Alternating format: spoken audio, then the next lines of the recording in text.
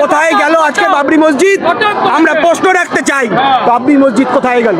Naushad সিদ্দিকীর hospital কোথায় গেল? তার নলেজ সিটি কোথায় গেল? আজকে মানুষ প্রশ্ন করছে, এই মুসলিমদের সুদিন কুরবানিতে আপনারা ওকরিত করতে পারবেন না। বাংলায় মুসলিমদের সুদিন আপনারা রাস্তায় নামাজ পড়তে পারবেন না। বাংলার মুসলিমদের সুদিন আপনাদের ঘরবাড়ি বুলডোজার দিয়ে ভেঙে দেওয়া হবে, আর আপনাদের পাকিস্তানি এবং বাংলাদেশি আখ্যা দেওয়া হবে। এটাই বাংলায় মুসলিমদের সুদিন। নওশাদ সিদ্দিকী আরএসএস দালাল, আরএসএস এর দালাল। আপনারা দেখবেন নওশাদ সিদ্দিকীকে, আপনারা খোঁজ নিয়ে দেখবেন আরএসএস এর হয়ে কাজ করছে। কথা বলবেন না। জয় বাংলা। নওশাদ সিদ্দিকী বক্তব্যই পরিষ্কার। নওশাদ সিদ্দিকী রেজাল্টের পরের দিন তাদের কর্মীদের বলেছে বাংলায় সুদিন এসছে, আপনারা আনন্দের সাথে এটাকে উপভোগ করুন।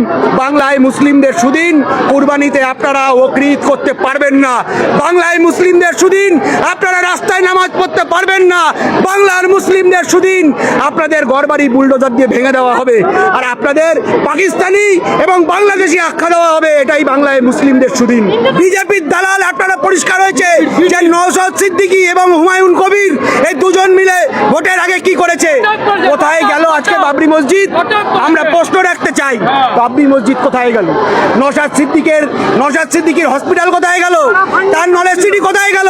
আজকে মানুষ প্রশ্ন করছে, মানুষের প্রশ্নের জবাব আগামী তারিখে দিতে হবে। আপনারা মিডিয়া অভয়া নিয়ে সারা ভারতবর্ষ সারা পৃথিবী কেঁপে উঠেছিল, পরপর দুটো ধর্ষণ হয়ে গেল। আমার বাংলার দুটো বাচ্চা মেয়ে, তার মিডিয়া কোনো খবর দেখাচ্ছে না। কেন দেখাচ্ছে না? কেন আজকে মোমবাতি মিছিল হবে না?